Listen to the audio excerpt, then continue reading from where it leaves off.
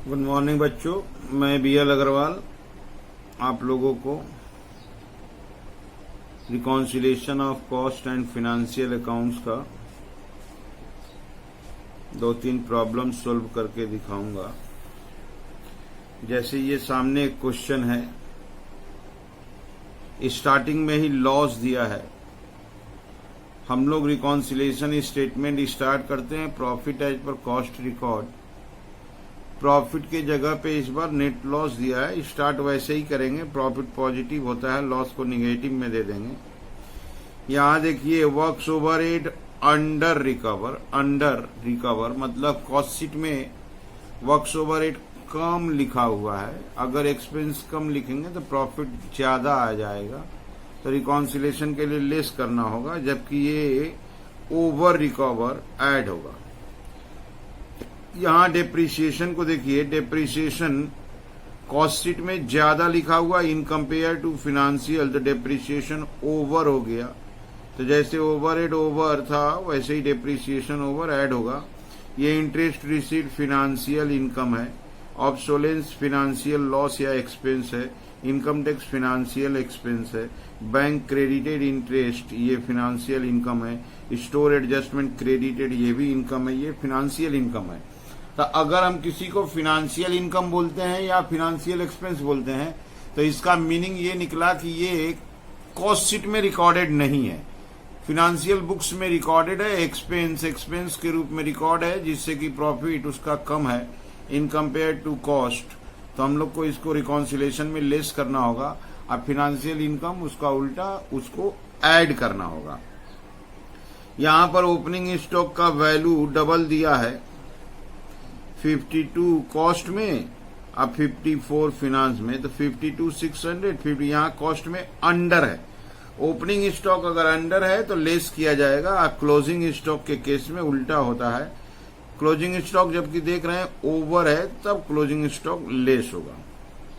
ये एक नया चीज, interest charge in cost account, ये एक ऐसा एक्सपेंस है जो कॉस्ट बुक में रिकॉर्ड किया गया है, फिनांस में रिकॉर्ड नहीं किया गया है। इसको नोशनल एक्सपेंस बोलते हैं। ये रियल में एक्सपेंस नहीं है, इसलिए फिनांस में रिकॉर्ड नहीं है। तो ऐसे आइटम को रिकॉन्सिलेशन में ऐड कर देते। यहाँ लिखा हुआ है बट नॉट इन फिनेंशियल, तो ये ऐड होगा। ये दो फिनेंशियल एक्सपेंसेस है, फिनेंशियल एक्सपेंसेस लेस होता है। तो चलो इसको बनाते हैं। इसका मेन क्वालिटी है कि ये निगेटिव बैलेंस से स्टार्ट होगा, तो उससे कोई बात नहीं है, अपना लिखने को वही लिखेंगे, रुपया ब्रैकेट में रख देंगे। तो ये reconciliation statement particular rupees start वैसे ही करते हैं, स्टार्टिंग सेम रखते हैं। Profit as per cost accounts,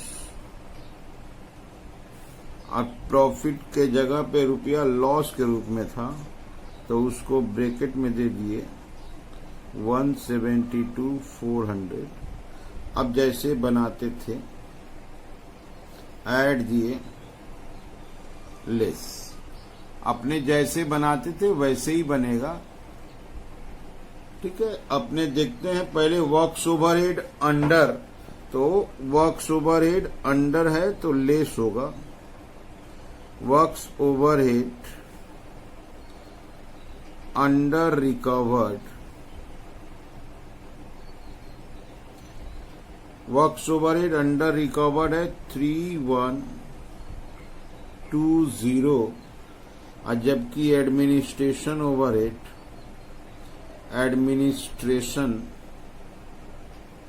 overhead over recovered.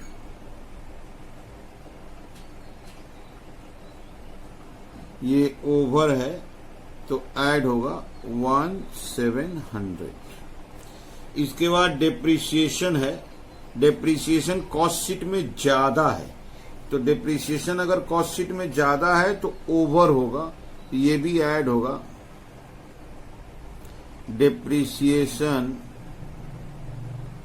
Over charge, दोनों का डिफरेंस ले लेंगे। ओवर चार्ज कितना है 1300। इसके बाद कुछ फिनेंशियल इनकम है, इनकम ऐड होता है, लिख देते हैं उसको इंटरेस्ट रिसीव्ड। इंटरेस्ट रिसीव्ड ये फिनेंशियल इनकम के रूप में है। इंटरेस्ट रिसीव्ड का अमाउंट है 8,000। अच्छा, ऑब्सोलेंस चार्ज ये फिनेंशियल एक्सपेंस है। ऑब्सोलेंस चार्ज ये फिनेंशियल एक्सपेंस है, तो इसको लेस करेंगे 5,700। अच्छा, इसके बाद इनकम टैक्स ये भी एक्सपेंस है, इसको भी लेस में लेते हैं। Income tax bank interest credited ये इनकम हो जाएगा। बैंक इंटरेस्ट क्रेडिटेड ये इनकम हो जाएगा 750। स्टोर एडजस्टमेंट क्रेडिटेड ये भी इनकम हो जाएगा। स्टोर एडजस्टमेंट क्रेडिट ये भी इनकम हो गया 475। अच्छा, ओपनिंग स्टॉक देख रहे हैं अंडर है, कॉस्टिंग में रुपया कम है। ओपनिंग स्टॉक अंडर वैल्यूड कम है कॉस्ट में 1,400। अच्छा, क्लोजिंग स्टॉक देख रहे हैं ओवर है, लेस ही होगा। Closing stock over valued 2,400।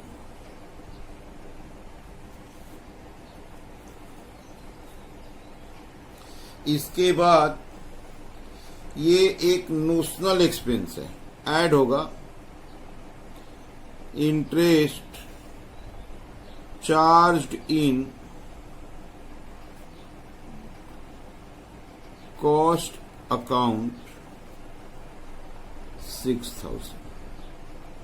ये दो फिनेंशियल एक्सपेंस है, तो फिनेंशियल एक्सपेंस तो अपने लेस होगा। प्रिलिमिनरी एक्सपेंस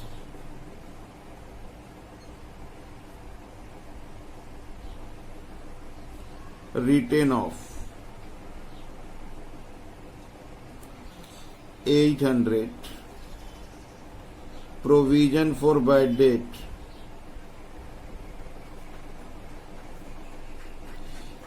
ये फिनेंशियल एक्सपेंस है, पीएल का 2 में लिखते हैं। ठीक है, अब इसको आंसर करते हैं,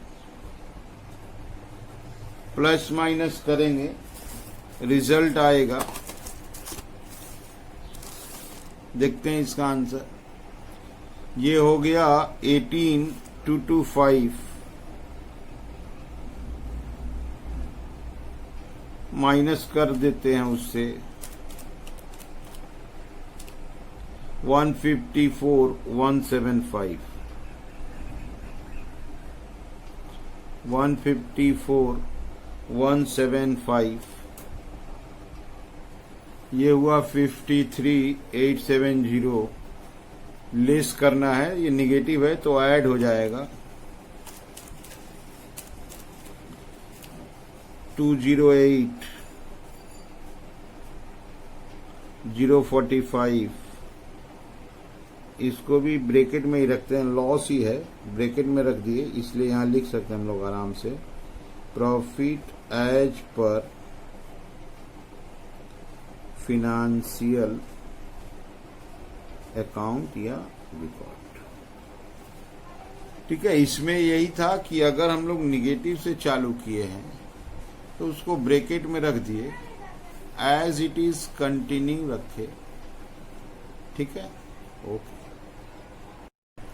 एक क्वेश्चन और देखते हैं रिकॉन्सिलेशन का ही। लेकिन इस क्वेश्चन में और अदर्स क्वेश्चन में डिफरेंस है। यहाँ पे प्रॉफिट एज पर कॉस्ट नहीं दिया हुआ है, प्रॉफिट एज पर फिनेंशियल दिया है, जबकि हम लोग को स्टार्ट करना है प्रॉफिट एज पर कॉस्ट से। अब प्रॉफिट एज पर कॉस्ट दिया नहीं है, यहाँ प्रॉफिट एज पर कॉस्ट निकालना है। तो अगर हम profit as per financial account से स्टार्ट करते हैं तो हमको पूरा सॉल्यूशन ही उल्टा करना होगा।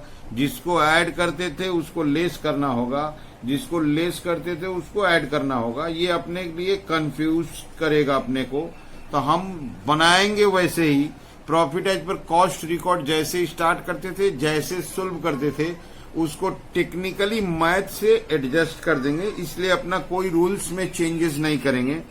यहां देखिए ओपनिंग स्टॉक अंडर है, फिर ये ओपनिंग स्टॉक ये भी अंडर है, तो अंडर है तो लेस होगा।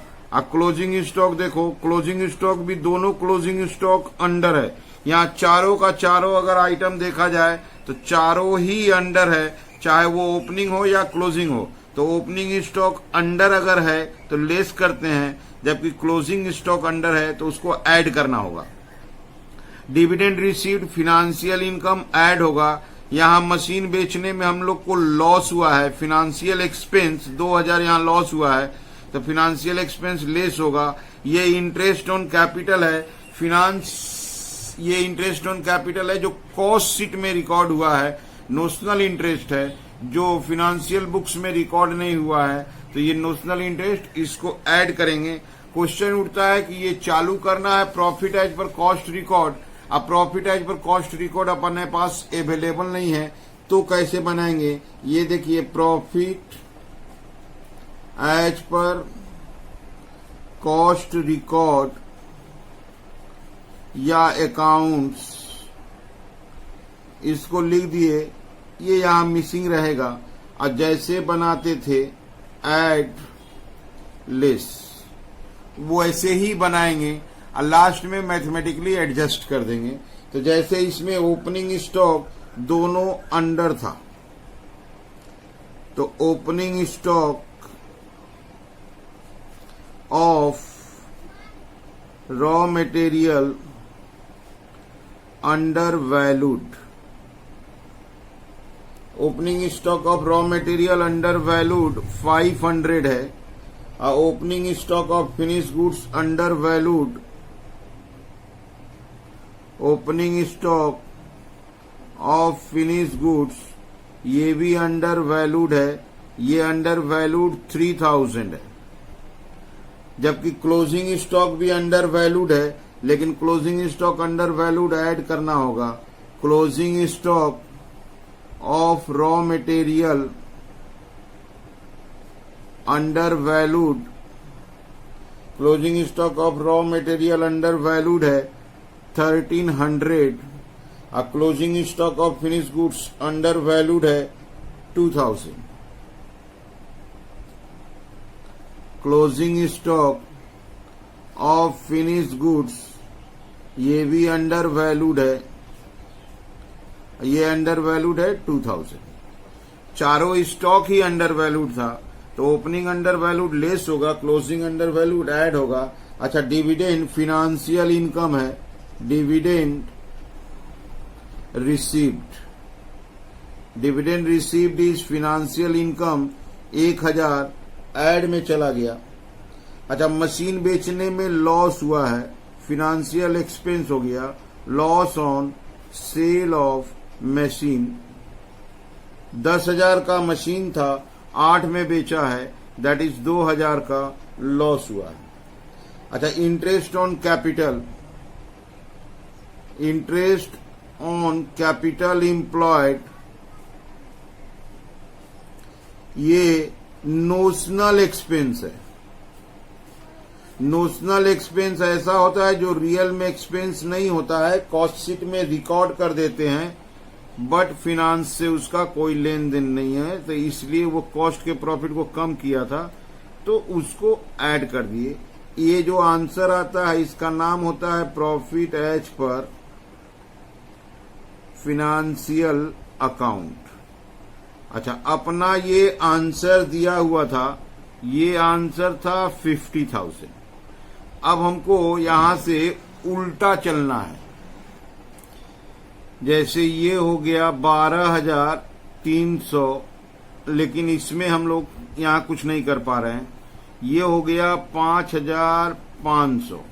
चाहे तो यहां से ये लेस करना था, यहां जो भी फिगर है इसमें से ये लेस करना, हम ऐड कर दिए, इसको इसमें ऐड कर दिए 55,500। अब यहां से देख लेते हैं 55,500 से ये माइनस करेंगे तो 50 आ जाएगा। इसमें से ये ऐड करना था तो ये आएगा, तो इसमें से इसको लेस करके ऊपर चले गए 42,200,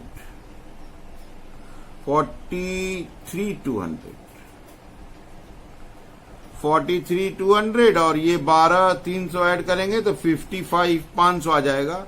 या उसका उपाय एक और भी है, इसको अपने अगर x मान लेते तो ऐसे उसको कर सकते थे, वर्किंग कर सकते थे। उसको अगर अपने x मान लेते तो x plus 12,300 minus 5,500 equal to 50,000।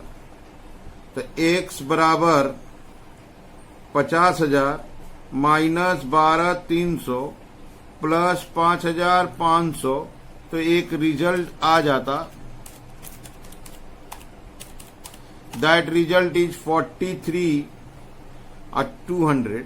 ये देखिए वैसे भी आ गया है, तो हम लोग को कोई रूल्स चेंज करने का जरूरत नहीं पड़ता है, अगर चाहे तो उसी फॉर्मेट में सेट हो जाएगा। ठीक है,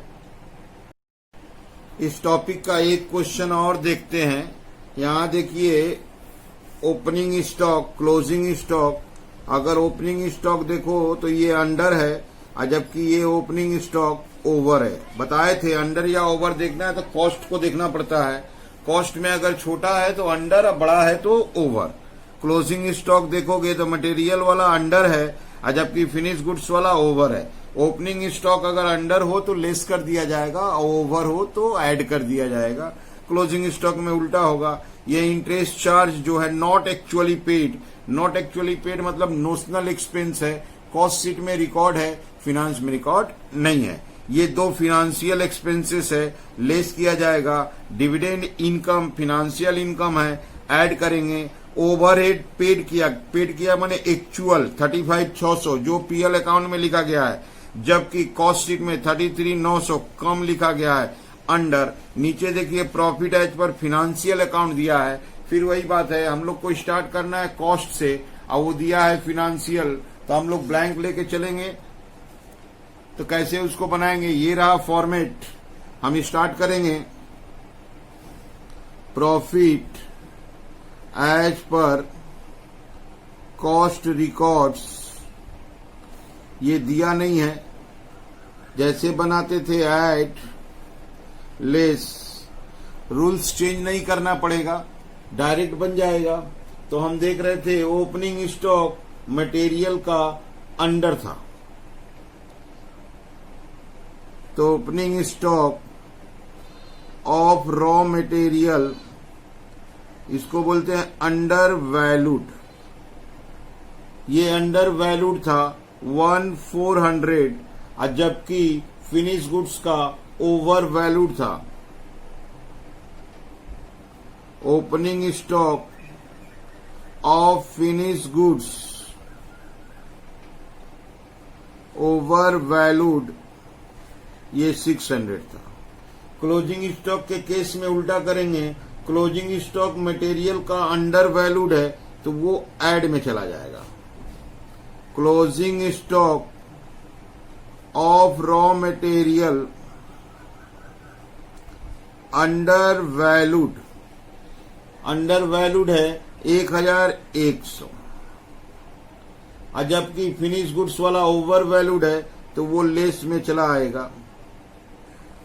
closing stock of finish goods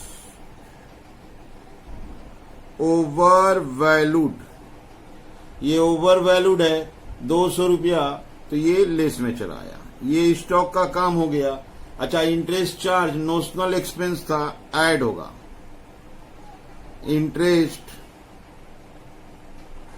charge in cost records,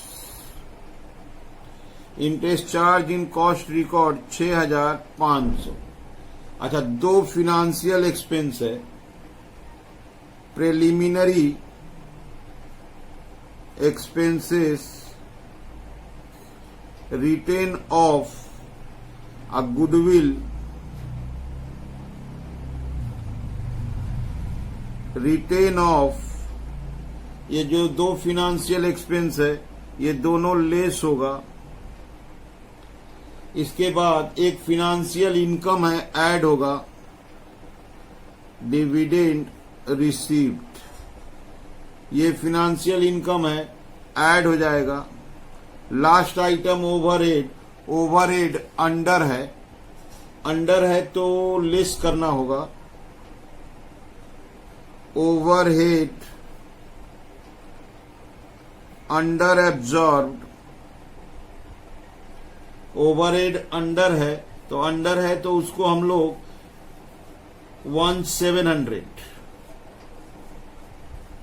1700 अब आंसर करेंगे। ये वाला अपने को मत पता है, profit as per financial records, ये अपने को पता है।